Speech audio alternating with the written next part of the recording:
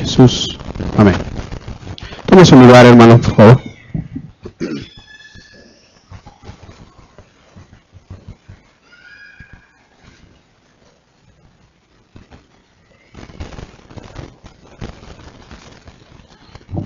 Una vez más le ofrezco una disculpa si de repente no me escucha muy bien. Ya voy de salida también, como decía mi esposa, han sido unas semanas un poco complicadas en el tema de la salud, pero gracias a Dios, Él ha provisto lo necesario y ya vamos ahí como que recuperándonos.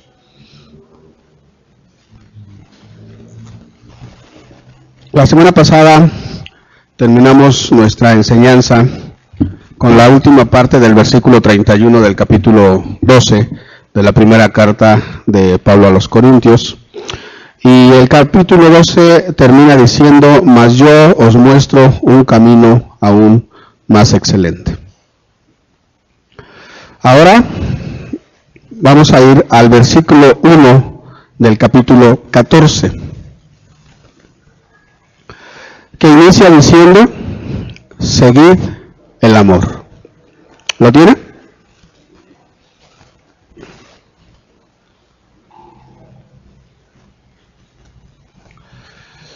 El amor, hermano, es ese camino más excelente que las Escrituras nos enseñan. Pero no vamos a hablar de eso en este día. Vamos a omitir el estudio en esta ocasión del capítulo 13, porque es como una especie de paréntesis que Pablo hace en su carta a los Corintios. Hace esta especie de paréntesis en su enseñanza acerca de los dones, y como tal el capítulo 13 merece un tiempo especial. Es un capítulo muy interesante y merecería un tiempo exclusivo para hablar de él. Es un capítulo de que podemos sacar grandes enseñanzas. Cuando Pablo nos exhorta a seguir el amor, tal vez algunos de nosotros nos preguntamos, bueno, ok, pero ¿qué o cómo es el amor? ¿Verdad? Y el capítulo 13 de la primera carta a los Corintios nos da una respuesta clara, precisa e indudable de qué y cómo es el amor. Así es de que si usted en alguna ocasión se ha preguntado, ¿verdad?, cómo es el amor o qué es el amor, le invito a que no solamente lea, sino estudie y medite en el capítulo 13 de la primera carta a los Corintios. Pero como le decía, no vamos a hablar de eso en este día. Así es de que vamos a continuar con el estudio acerca de los dones. Vamos a ir entonces a el capítulo 14 de la primera carta a los Corintios. Este capítulo lo podemos dividir en dos partes. Primero, la parte en donde Pablo le da una mayor importancia al don de la profecía sobre el don de las lenguas. Y la segunda parte en donde se establecen normas prácticas para el correcto ejercicio de estos dones. Acompáñenme, vamos a leer primeramente del versículo 1 al versículo 25. Dice así la palabra del Señor, en el nombre del Padre, del Hijo y del Espíritu. Seguid el amor y procurad los dones espirituales, pero sobre todo que profeticéis. Porque el que habla en lenguas no habla a los hombres, sino a Dios, pues nadie le entiende, aunque por el Espíritu habla misterios. Pero el que profetiza habla a los hombres para edificación, exhortación y consolación. El que habla en lengua extraña, a sí mismo se edifica, pero el que profetiza, edifica a la iglesia.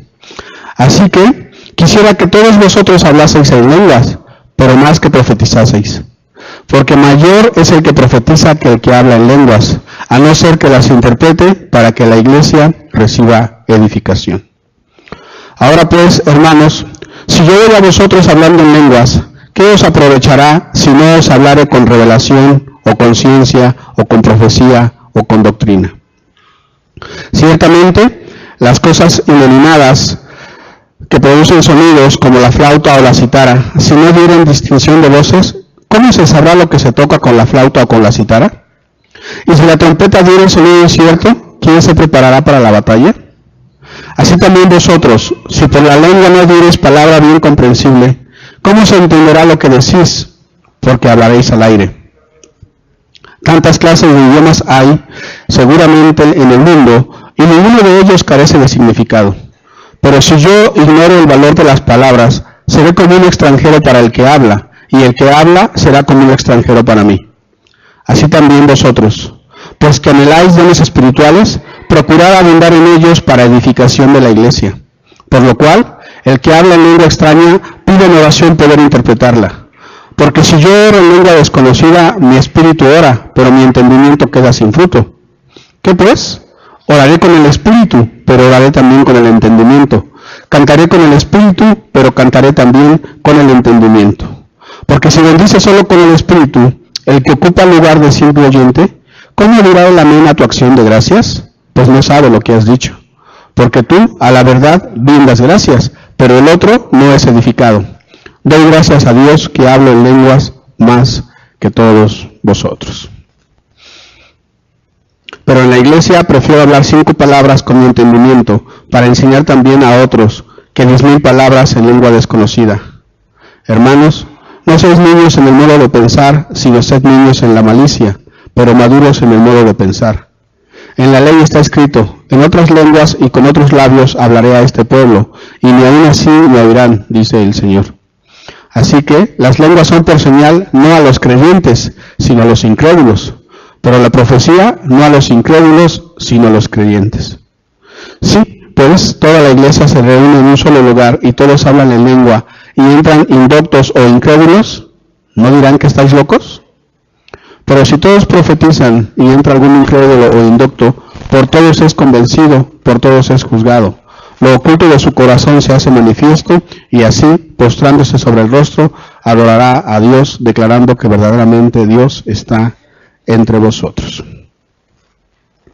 Una vez más vemos en todos estos versículos, en este pasaje, el objetivo principal de Pablo al escribir esta misiva a la iglesia de Corintios: la unidad y la edificación de la iglesia. Ya en el capítulo 12 Pablo nos exhorta a procurar los dones mejores, y veíamos la semana pasada que la importancia de un don sobre otro radica básicamente en hacia dónde va dirigido. En este capítulo vuelve a enfatizar esta idea y se centra en 2 dones: el don de la profecía, entendido no solamente como la visión de eventos venideros, sino más que nada como la proclamación y la predicación del Evangelio, y el don de lenguas. Pone en primer lugar la proclamación de la palabra antes que el hablar en lenguas, y sustenta dicha importancia por el sujeto que es beneficiado por el ejercicio de los dones. En un caso es el individuo, en el otro es la colectividad, la iglesia. Dicen los versículos 2 al 4, porque el que habla en lenguas no habla a los hombres, sino a Dios, pues nadie lo entiende, aunque por el Espíritu habla misterios. Pero el que profetiza habla a los hombres para edificación, exhortación y consolación. El que habla en lengua extraña a sí mismo se edifica, pero el que profetiza edifica a la iglesia. Es importante señalar que la intención de Pablo no es de ninguna manera minimizar el don de las lenguas. Sin embargo, el ejercicio de este don tiene como primer objeto de edificación a aquel que lo ejerce. Por su parte, el don de profecía, es decir, la predicación de la palabra, la proclamación del Evangelio, va dirigida a la edificación de la iglesia y tiene 3 características que Pablo menciona: la edificación, la exhortación y la consolación. Así entonces es manifiesto que, si bien es cierto nuestra edificación personal es importante, lo es más el bien común, el bien de la mayoría, el beneficio por encima, el beneficio de la mayoría por encima del beneficio individual. Eso es lo que Pablo está diciendo en este pasaje. Antes de continuar, en esta ocasión vamos a ir viendo la aplicación de esta enseñanza desde el principio, durante la exposición usted va a ver acá en la pantalla proyectados unos cuadros con la leyenda que dicen para meditar. Y cada uno de estos cuadros contiene algunas oraciones, algunas cosas sobre las cuales me gustaría invitarle que tome nota y que esté meditando en eso. Así es como vamos a aplicar la enseñanza en esta mañana. Ahora vayamos tomando nota de estos cuadros y es esta invitación a meditar en lo que dice. Y el primero es lo siguiente. Como iglesia, cuando predicamos o proclamamos la palabra de Dios, debemos edificar. ¿Qué es esto? Es ayudar a crecer espiritualmente a aquellos que nos escuchan. Eso es edificar. Ayudar a crecer espiritualmente a aquellos que escuchan nuestra predicación. Debemos exhortar, es decir, la exposición de la palabra nos debe desafiar a vivir una vida santa. Esa es la exhortación. Un reto a vivir conforme a las Escrituras, conforme a la voluntad de Dios. Y debemos consolar. Nuestra predicación debe mostrar a Cristo como quien nos redimió del dolor, como quien llevó nuestras cargas, nuestras culpas. ¿Está de acuerdo? No lo escuché. Ahora sí ya lo escuché. Muy bien. Vemos entonces que cuando hablamos en lenguas, el Espíritu de Dios edifica nuestro espíritu, pero aquellos que nos escuchan no entienden lo que hablamos. Y ciertamente nosotros tampoco, aun cuando nosotros oramos en lenguas, es una comunicación de espíritu a espíritu, de un espíritu al espíritu de Dios. Pero es un proceso de comunicación en el que nuestro intelecto no forma parte. Nuestra mente, nuestra razón queda de lado. ¿Qué hemos orado? Solamente el Espíritu de Dios lo sabe. ¿Qué hemos pedido? ¿Qué hemos clamado? Solamente nuestro Espíritu y el Espíritu de Dios lo saben. Dice a partir del versículo 7 y hasta el 11. Pablo pone aquí 3 ejemplos para ilustrar lo que trata de decir. El sonido de los instrumentos musicales, las instrucciones a un ejército que se daban mediante el sonido de la trompeta y lo que sucede cuando hablamos con alguien que habla un idioma diferente al nuestro. Dice así: ciertamente las cosas inanimadas que producen sonidos, como la flauta o la cítara, si no hubiera distinción de voces, ¿cómo se sabrá qué se toca con la flauta o con la cítara? Imagínese usted que si estuviésemos ahorita de gozo, ¿no? En otro, y quien canta en un ritmo totalmente diferente. ¿Usted podría danzar? Pues no, ¿verdad? Porque, si de por sí tenemos 2 pies izquierdos, y si uno quiere seguir un ritmo y el otro quiere seguir el otro, pues no se puede, ¿verdad? Entonces lo que Pablo está diciendo aquí es que debe de haber un orden, debe de haber una armonía. Después pone como ejemplo, ¿verdad?, lo que se usa hoy de la trompeta da instrucciones a un ejército, pero el sonido de la trompeta no es el mismo para indicar que se avance o para indicar que se retroceda. Imagínese usted qué pasaría con un ejército en plena batalla si lo que el comandante quiere es que se avance y el de la trompeta toca que se retroceda. ¿Podrá ganar la batalla? Pues no, ¿verdad? Al contrario. ¿Quién de aquí? Bueno, yo sé, por ejemplo, que Anita está estudiando francés, pero ¿quién más habla un idioma que no sea el español? Ángel habla inglés, allá hablan inglés, francés, no, portugués, ¿verdad? ¿Qué pasaría si nuestra hermana Monchis, la próxima ocasión que le toque exponer la palabra, lo hace en portugués? ¿Usted recibiría bendición? No, ¿verdad? Probablemente nuestra hermana esté llena del Espíritu Santo, ¿verdad? Tenga la unción sobre de ella, ¿verdad? Traiga un mensaje poderosísimo, pero de aquí no va a pasar. ¿Está usted de acuerdo? Pablo lo que dice aquí es, tenemos que organizarnos, tenemos que llevar un orden. Pablo era una persona culta, se sabe que hablaba griego, que hablaba hebreo, probablemente hablaba latín, ¿no?, para comunicarse con los romanos. Pero ¿qué hubiese sucedido si él hubiera llegado de esa forma cuando fue con los corintios? Él lo dice de esta manera en el versículo 6. Ahora pues, hermanos, si yo voy a vosotros hablando en lenguas, ¿qué os aprovechará si no os hablare con revelación o con ciencia o con profecía o con doctrina? Si él les hubiera escrito esta carta a los corintios, no sé, en hebreo, pensando que Corintio era culturalmente una ciudad griega, ¿le hubieran entendido? ¿Qué caso tendría entonces su carta, verdad? Si nadie la hubiese podido entender.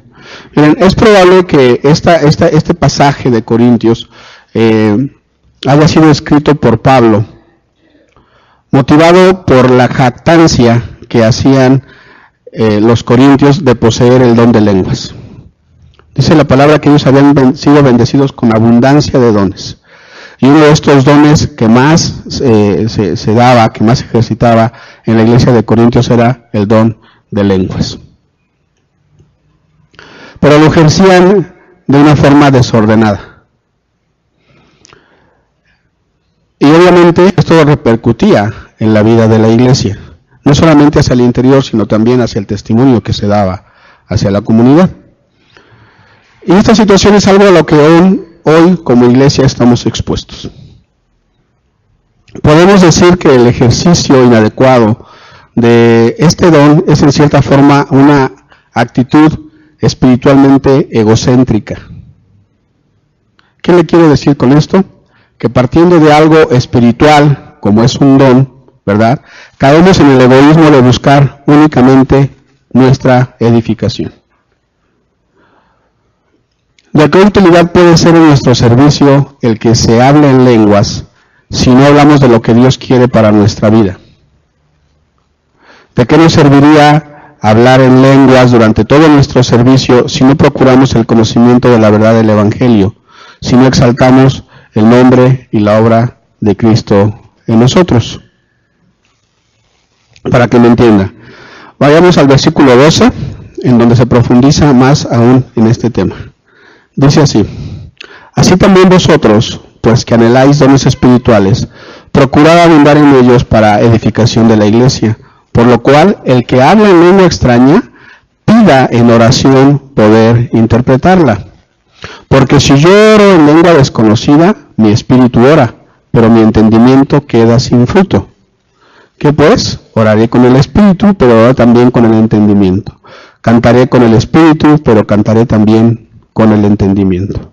Porque si bendice solo con el espíritu, el que ocupa el lugar de simple oyente, ¿cómo dirá el amén a tu acción de gracias? Pues no sabe lo que has dicho.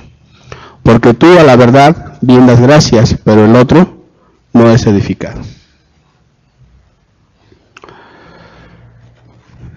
Sí es cierto que usted y yo, cuando nos reunimos en este lugar, no somos extraños, al contrario, formamos parte de una familia, formamos parte de un mismo cuerpo, ¿verdad?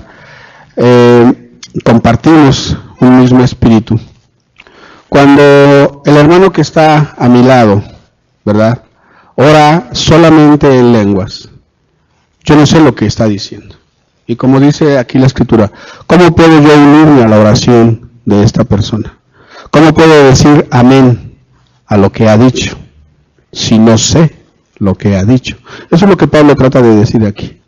E insisto, Pablo escribe esto por la manera desordenada en la que el don de lenguas se ejercitaba en la iglesia de Corintios.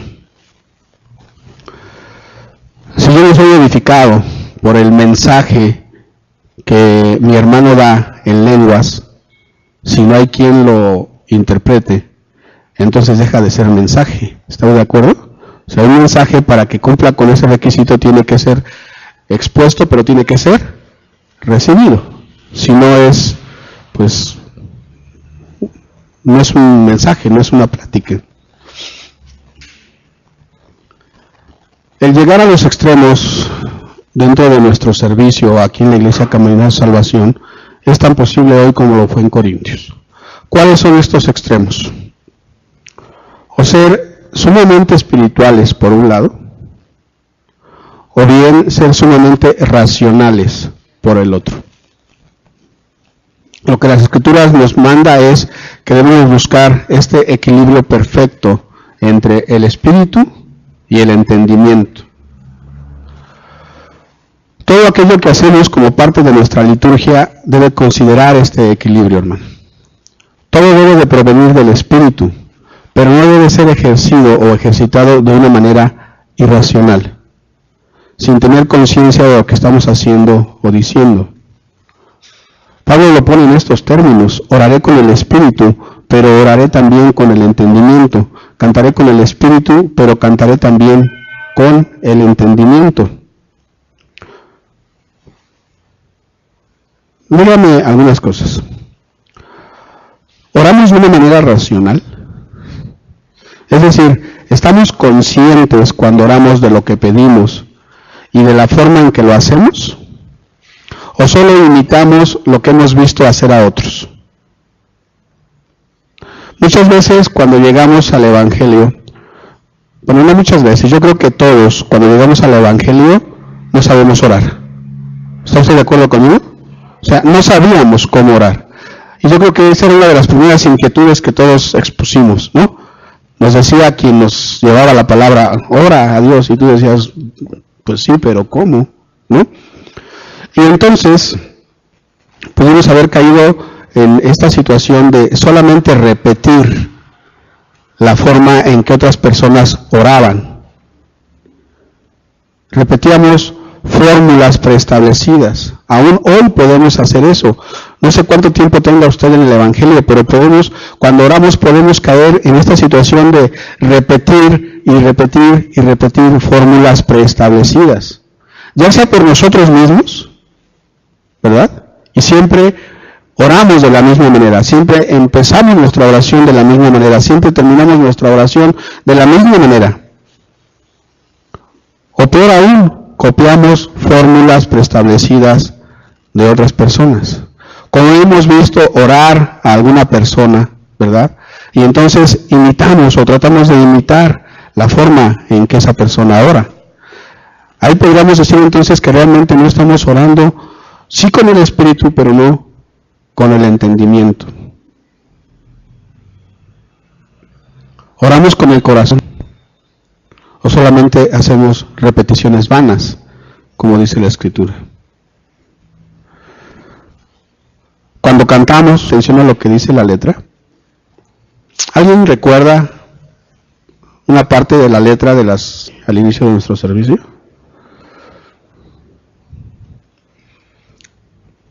¿Nos identificamos conscientemente con lo que decimos? Alguien que me diga alguna estrofa de alguna de las alabanzas que cantamos hace algunos minutos. Quiero menguar para que crezcas tú. Alto y sublime, ¿verdad? Somos fruto de tu amor, ¿verdad? Tenemos que estar, tú eres rey, ¿verdad? Entonces, lo que quiero decirles con esto, hermano, es que tenemos que estar conscientes en todo momento.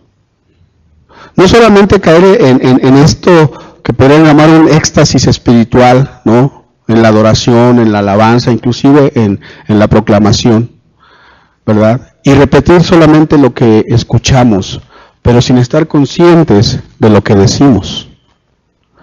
Usted sabe que los salmos, además de ser canciones que fueron escritas en su momento, son también oraciones. En algún momento en esta iglesia oramos conforme a los salmos. Amén. ¿Podríamos decir entonces que hoy las alabanzas que cantamos también pueden ser oraciones? Sí, ¿verdad? Pero para esto necesitamos estar conscientes de lo que estamos cantando e identificarnos con lo que dice la letra. Si la letra dice que somos frutos de tu amor, es porque yo creo que efectivamente somos frutos de tu amor. Si la letra dice que tú eres alto y sublime, Señor, es porque yo sé y estoy convencido y declaro que tú eres alto y sublime. No solamente es cantar por cantar. No solamente es orar por orar. Y no solamente es predicar por predicar. El que usted esté ahí, yo esté de este lado, ¿verdad? No es únicamente el que yo esté hablando y usted esté escuchando, sino que tenemos que estar razonando en lo que estamos escuchando. ¿Amén? Solamente así nuestra mente puede ser transformada por el Espíritu de Dios. Solamente así nuestra vida puede ser radical. Cuando realmente meditamos y razonamos en lo que escuchamos. Y ese es el siguiente punto que quiero ponerle para que lo lleve como meditación. Nuestro culto, nuestro servicio debe contener la profecía o la proclamación del Evangelio. Debe contener la oración pidiendo a Dios que sea para edificación. Nuestro canto, nuestra alabanza, tiene que salir de nuestro espíritu, pero también de nuestro entendimiento. Es esta doble participación, por así decirlo, del espíritu y del entendimiento, que debe de aplicar no solo en lo que se habla, sino en lo que se ora y en lo que se canta en nuestra congregación. Con el espíritu, pero con el entendimiento. En los siguientes versículos, Pablo trata nuevamente con ciertas actitudes incorrectas de la iglesia. Ante la jactancia de los corintios que hacían de tener el don de lenguas, Pablo se los dice bien claro. Doy gracias a Dios que hablo en lenguas, ¿qué? Más que todos ustedes. Pero después les dice que eso no lo considera de provecho. Aún para los mismos corintios, el que él hable en lenguas más que todos ellos puede dejar de ser una bendición. Dice a partir del versículo 19 y hasta el versículo 23. Pero en la iglesia prefiero hablar 5 palabras con mi entendimiento para enseñar también a otros que 10,000 palabras en lengua desconocida. Hermanos, no seáis niños en el modo de pensar, sino sed niños en la malicia, pero maduros en el modo de pensar. En la ley está escrito, en otras lenguas y con otros labios hablará el pueblo, y ni aun así me oirán, dice el Señor. Así que las lenguas son por señal no a los creyentes, sino a los incrédulos, pero la profecía no a los incrédulos, sino a los creyentes. Sí, pues, toda la iglesia se reúne en un solo lugar, y todos hablan en lenguas, y entran indoctos o incrédulos, ¿no dirán que estáis locos?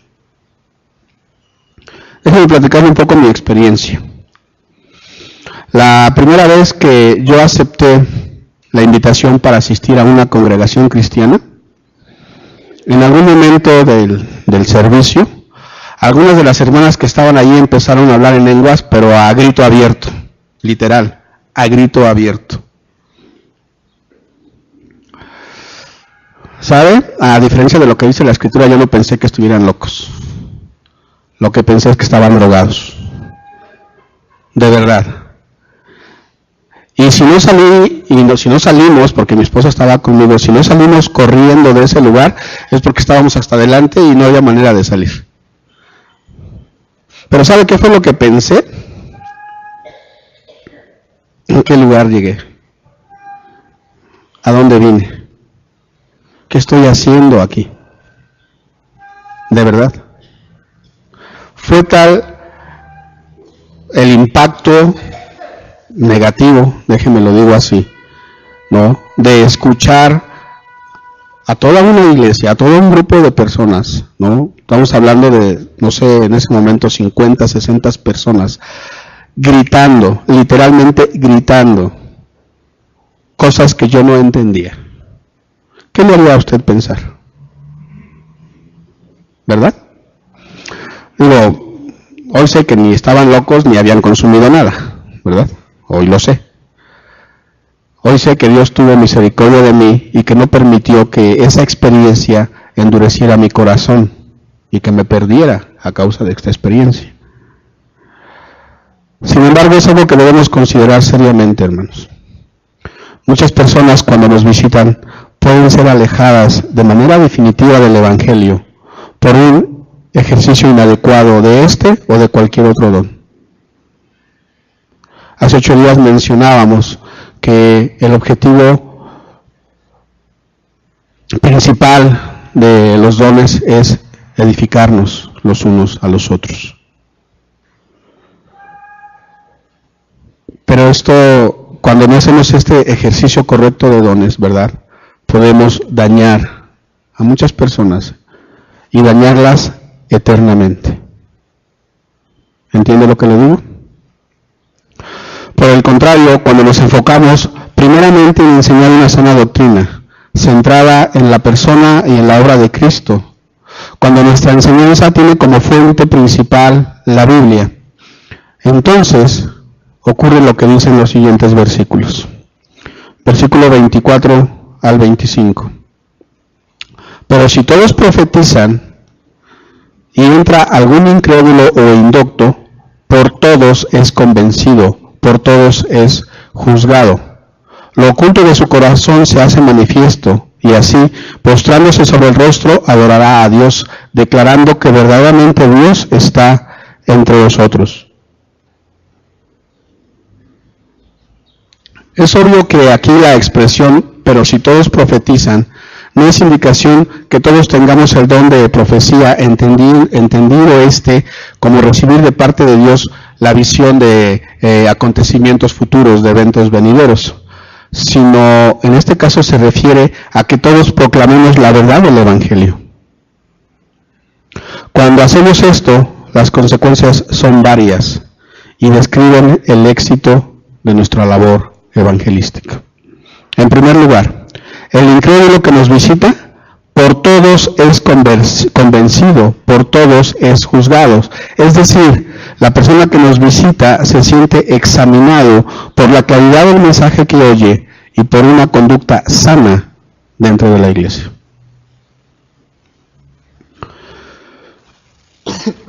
En segundo lugar, lo oculto de su corazón se hace manifiesto. Para él mismo, para la persona que nos visita, al ser confrontado con una predicación de la palabra llena del poder del Espíritu, conocerá realmente lo que hay en su vida. Se dará cuenta de cuál es su estado delante de Dios. Será convencido de pecado y estará listo para el arrepentimiento, que es el paso previo y decisivo a lo que sigue. Dice, finalmente, postrándose sobre el rostro, ¿qué hará? Adorará a Dios.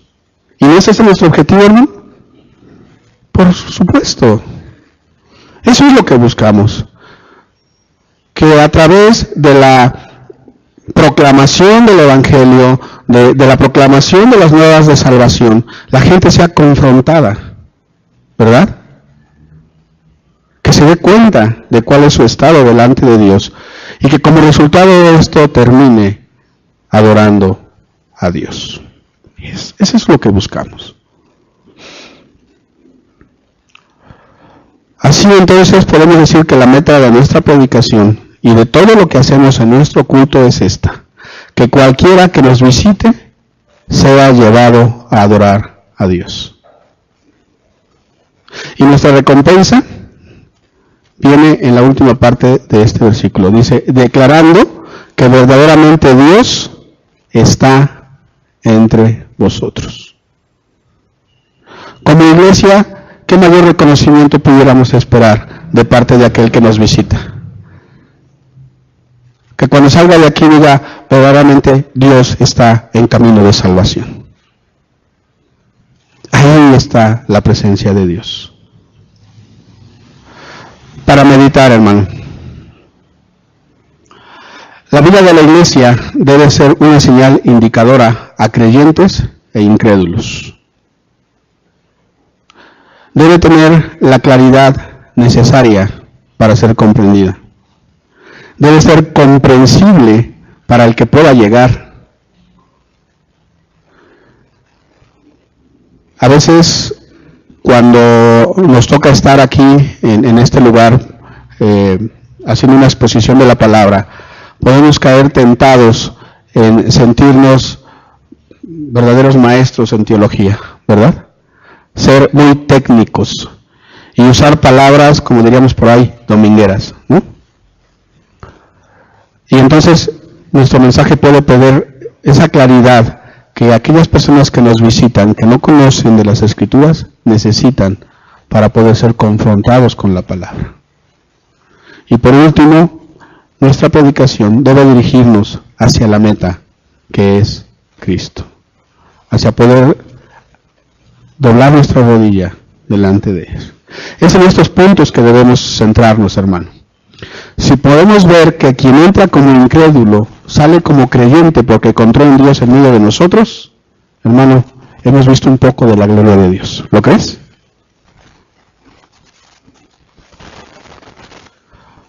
Muy bien.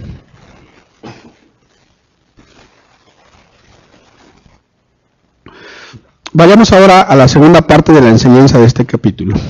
Pablo se centra en establecer normas prácticas para el correcto ejercicio de los dones. En ese sentido es importante señalar que la Escritura no se queda solamente en indicarnos lo que es inapropiado, ¿verdad? Sino que pasa a enseñarnos un aspecto práctico y didáctico del asunto. Acompáñenme a leer, vamos a el versículo 26 hasta el 33, por favor.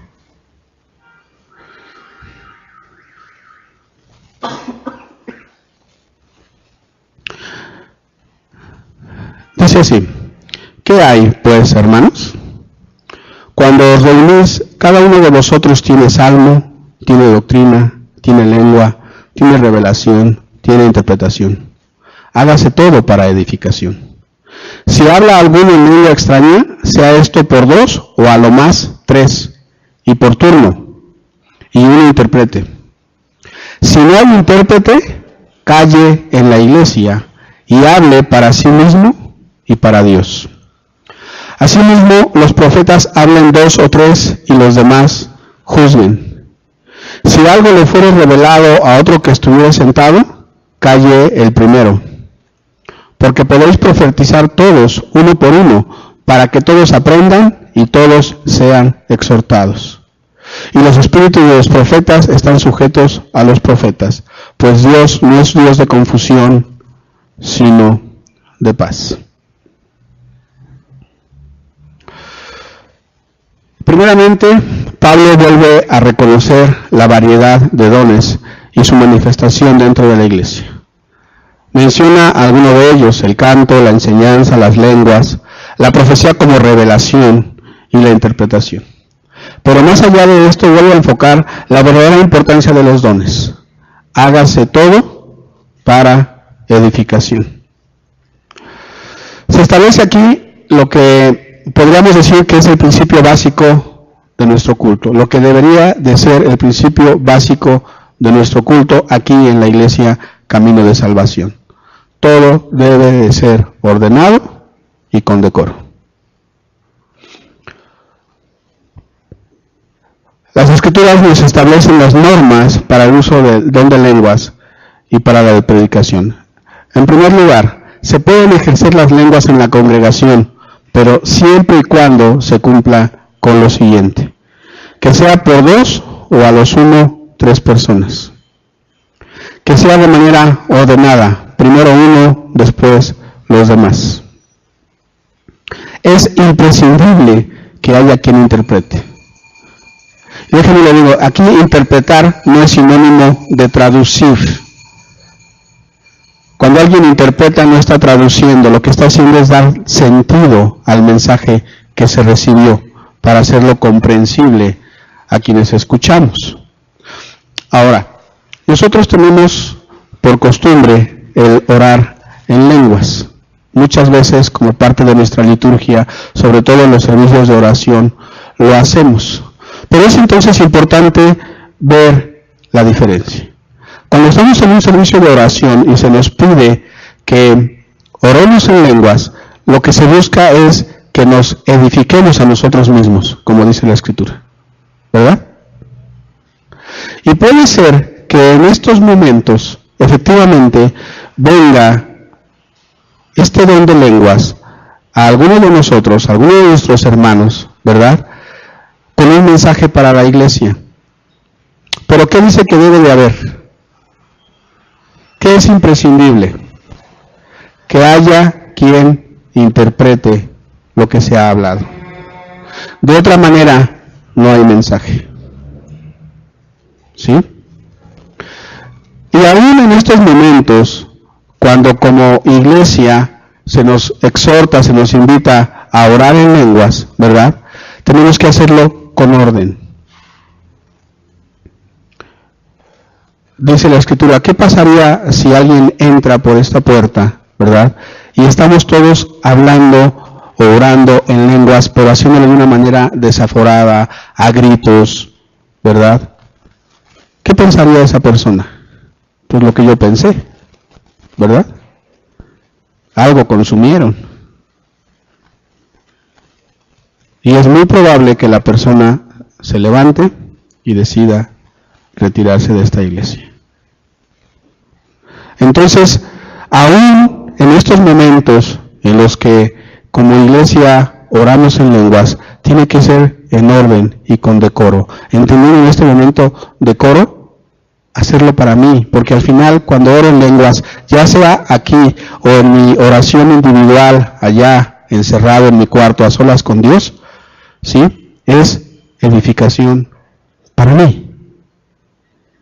Se vuelve edificación cuando la iglesia, cuando hay quien interprete.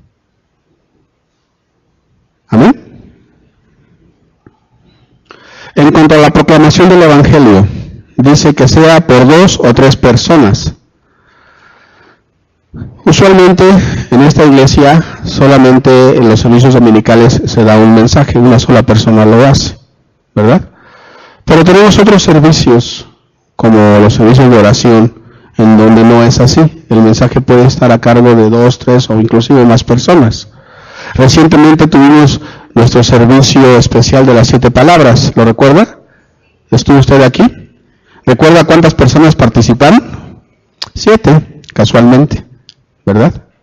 A eso se refiere la Escritura cuando dice que sea por 2, 3 personas. Importante, la congregación no debe de ser meramente espectadora. Dice aquí que nuestra participación consiste en juzgar aquello que escuchamos y pasarlo sobre el filtro de la Biblia. Todo aquello que escuchamos tenemos que juzgarlo y ver si está en conformidad con las Escrituras.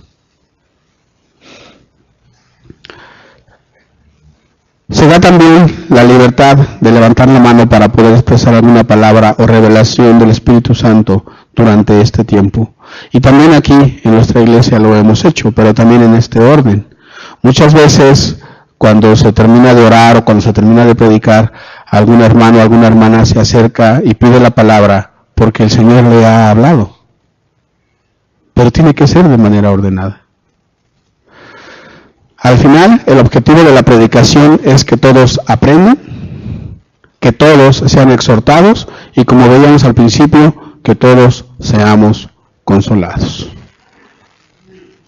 En ese sentido, y para dejar más claro este punto de orden, se hace una aseveración. Los espíritus de los profetas están sujetos a los profetas, pues Dios no es Dios de confusión, sino Dios de paz. Muchas veces podemos encontrarnos ante el argumento de que el caos, las interrupciones o el desorden que se puede generar es porque las personas están bajo el poder del Espíritu de Dios en ese momento. Y entonces eso es como justificación para que si estamos en un momento de adoración, alguien esté, no sé, haciendo otra cosa diferente. O que cuando se nos invita a alabar, ¿verdad?, alguien esté haciendo otra cosa diferente. O que en el tiempo de la predicación entonces alguien esté haciendo otra cosa diferente. Y el argumento es que el Espíritu de Dios me movió a hacerlo en ese momento. Pero ¿qué dice la Escritura? Que Dios no es un Dios de confusión, sino de paz.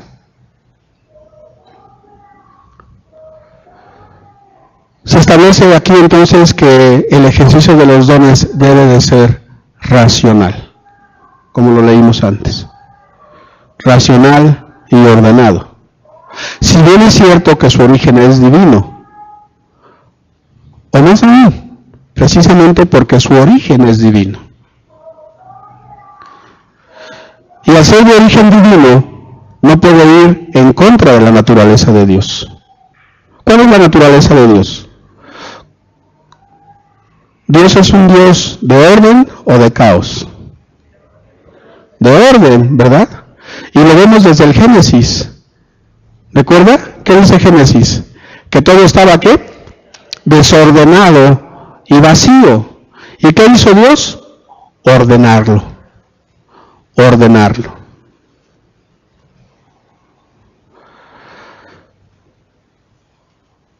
Este pasaje entonces nos dice que aquel que habla, aquel que ora, aquel que se expresa en lenguas, ¿verdad?, debe de estar sujeto, su espíritu debe estar sujeto a su entendimiento. Debe de saber en qué momento callar. Debe de saber en qué momento poder levantar la voz o levantar la mano para pedir la palabra. Para que todo lo que se haga sirva de enseñanza, de exhortación o de consolación. Para meditar. No debe haber confusión en nuestra mente, hermano. No debe de haber confusión en nuestros servicios, en nuestros cultos. Y no debe de haber confusión, sino paz en nuestras relaciones. En ese sentido, déjenme le digo lo siguiente. Podemos decir que en Cristo, lo contrario al caos no es el orden, sino la paz. La paz que produce en nosotros seguir el orden de Dios. Cuando nosotros estamos en orden, viene a nosotros la paz, que es algo mucho más elevado que estar en orden. Amén.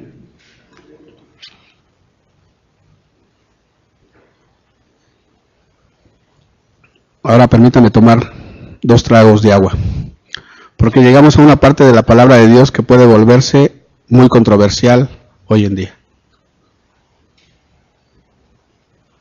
Pero lo invito a que lo vea bajo la luz del contexto social, moral y aún religioso de la época de Pablo. Una época en la que la mujer era considerada como algo secundario. Una época en la que la mayoría de las mujeres, ¿verdad?, eran analfabetas. Quienes aprendían a leer y a estudiar las Escrituras eran los varones. Y esto no solamente era exclusivo del pueblo judío. En la mayoría de las culturas, ¿verdad?, quienes eran preparados intelectualmente eran los varones. Las mujeres muy rara vez. Sin embargo, es importante entender que Dios de ninguna manera tiene pensada esta posición secundaria para las mujeres. Al contrario. Así que con la ayuda de Dios trataré de ser claro en mi exposición para no generar mayor polémica.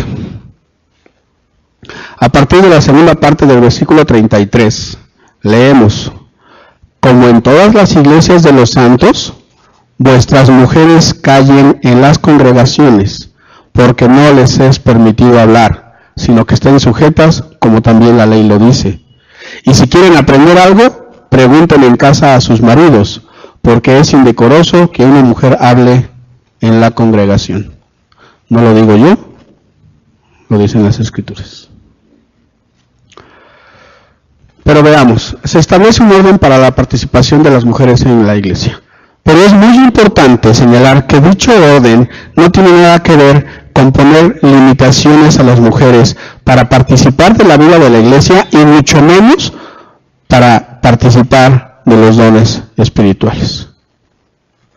De hecho, en el capítulo 11 se establece que las mujeres pueden orar y profetizar. Se dan indicaciones de cómo, pero no se les prohíbe orar y profetizar. Y nuevamente, entendiendo la palabra profetizar como proclamar la palabra. Dice la primera parte del versículo 5 del capítulo 11, pero toda mujer que ora o profetiza, es decir, Pablo ya lo da por sentado, lo da por hecho. Las mujeres oran y profetizan. Pero entonces, ¿a qué se refiere estos versículos? ¿Pueden o no pueden? ¿No? Veamos. En el versículo 34, la referencia a hablar, a el verbo hablar, en el original griego incluye el verbo lalein, que en el Nuevo Testamento se traduce unas 300 veces con una variedad de significados. Puede significar conversar, puede significar hacer preguntas, discutir, profesar o inclusive charlar informalmente. En ningún caso la ley hace referencia a profecía u oración ni a hablar en público. Entonces, ¿verdad? Lo que la Escritura, lo que Pablo dice aquí es que les prohíbe a las mujeres conversar, hacer preguntas, discutir, profesar o charlar informalmente durante el culto. La clase de comportamiento a que hace referencia la Escritura es aquel que es de tal naturaleza ruidosa que causaría disturbios en cualquier congregación, incluso hoy en día. ¿No? Hoy, por ejemplo, procuramos que los niños pues no hablen, ¿verdad? No estén jugando, no estén corriendo, no interrumpan o distraigan a sus padres durante la predicación, ¿no? No es por eso por lo que los mandamos allá arriba, aclaro. Los mandamos a la parte de arriba para que reciban instrucción de acuerdo a su edad. Pero aún cuando ellos bajan, ¿verdad? Y todavía estamos en el servicio, ¿qué les decimos? Estate quieto, guarda silencio, no me distraigas, déjame escuchar, ¿verdad? Es a esto a lo que Pablo hace referencia. Se ordena a las mujeres permanecer en silencio en la congregación y hacer preguntas en su casa. Porque como le decía, ¿verdad? No estaban instruidas en las Escrituras, no estaban instruidas en la palabra. Y entonces, ¿verdad? Pues se les dice, ok, tú no entiendes, ¿verdad? No preguntes aquí en la congregación, no distraigas a tu marido. ¿Tienes dudas de lo que su expuso? Pregúntale en casa. Eso es lo que la Escritura trata de decir. Hoy en día podríamos decir que si una mujer o cualquier persona no entiende, pensando en quienes no han recibido educación o quienes no conocen, ¿verdad?, en demasía las Escrituras, ¿verdad?, en vez de interrumpir el culto de la iglesia o la predicación, deberían acudir o a su marido o a su hermano o tal vez inclusive a algún líder o al pastor de la iglesia para preguntarle acerca de esas dudas. Entonces, es evidente que esto no sucedía en la iglesia de Corintios, sino que al momento de estar la exposición de la palabra, las mujeres empezaban a cuchichear, permítame el término, entre ellas, ¿verdad? Diciendo, oye, ¿sí lo entendiste? No, yo no lo entendí. Ah, pues creo que dijo esto. Oye, ¿por qué no le preguntas? Y entonces, ¿qué se generaba? Desorden. Eso es lo que Pablo trata de evitar. ¿Estamos? ¿Sí? ¿Nadie me quiere matar? Para terminar, Pablo confronta nuevamente las actitudes soberbias de los corintios, como ya lo había hecho en varias ocasiones en esta misma carta. Dice el versículo 36 al 38. ¿Acaso ha salido de vosotros la palabra de Dios, o solo vosotros ha llegado? Si alguno se cree profeta o espiritual, reconozca que lo que os escribo son mandamientos del Señor. Mas el que ignora, ignore. La pregunta está llena de ironía, hermano. ¿Fue a los corintios a quienes se les reveló la palabra en primer lugar? La respuesta es no. ¿Solamente eran ellos los que habían creído en el Evangelio? La respuesta es no. Pero quiere que le diga una cosa, aquí hay enseñanza para nosotros. Debemos evitar caer en actitudes similares, pensando que somos especiales. Es que somos muy espirituales en la Iglesia Camino de Salvación. Es que en la Iglesia Camino de Salvación tenemos tal o cual don. ¿Solamente Camino de Salvación ha creído? No. ¿Solamente Camino de Salvación proclama las verdades espirituales? No. Si alguno no se congrega en este lugar, ¿no es un hijo de Dios? No. Eso es lo que tenemos que aprender en este día, de esta parte de la Escritura. Termina el capítulo resumiendo y enfatizando todo lo que les ha enseñado. Así que, hermanos, procurad profetizar y no impidáis el hablar en lenguas. Pero hágase todo, ¿cómo? Decentemente y con orden. ¿Qué dice también aquí Pablo en la carta a los Corintios? Todo me es permitido, ¿pero qué? Pero no todo me edifica, ¿verdad? Lo que está diciendo aquí es, puedes hacerlo todo, puedes profetizar, puedes hablar en lenguas, pero todo decentemente y en orden. ¿Para qué? Para que sea de edificación, de exhortación y ¿de qué? De consolación. Para concluir, hermano, debemos facilitar y desarrollar el ejercicio de todos los dones, pero siempre dando preeminencia a aquellos que tienen como objetivo llevar el mensaje de salvación al mundo.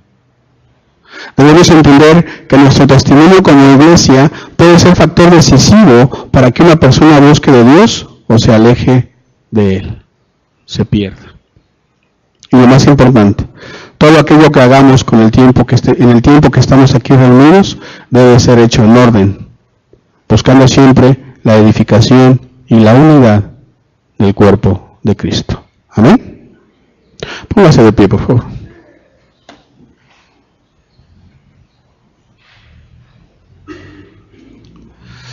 Señor bendito Dios, te damos gracias, Padre, por tu palabra el día de hoy. Señor, que quede guardada en nuestros corazones, Padre, que no solamente seamos oidores, sino hacedores de tu palabra, Señor. Padre, pon en nosotros el convencimiento, mi Dios, que todo lo que hagamos, Señor, cuando nos reunimos en este lugar como iglesia, Señor, sea para darte gloria y honra a ti, Señor. Que lo hagamos de manera ordenada, Señor. Que lo hagamos, Señor, buscando la consolación, la exhortación, la edificación, Señor, de cada uno de nosotros. Que lo hagamos buscando, Señor, que aquellos que nos visitan, Señor, sean confrontados consigo mismo, con su pecado, Señor, y que puedan, Señor, doblar su rodilla delante de ti, Señor. A eso es a lo que tú nos has llamado, Señor. A convencer, Señor, a aquellos que nos escuchan de que te necesitan mediante el poder de tu Espíritu Santo, Padre. Señor, en esta hora yo te doy gracias, Padre, por tu palabra, te doy gracias por tu iglesia, Señor. Que tu Espíritu obre en cada uno de nosotros. En el nombre de Jesús. Amén. Dios les bendiga, hermanos.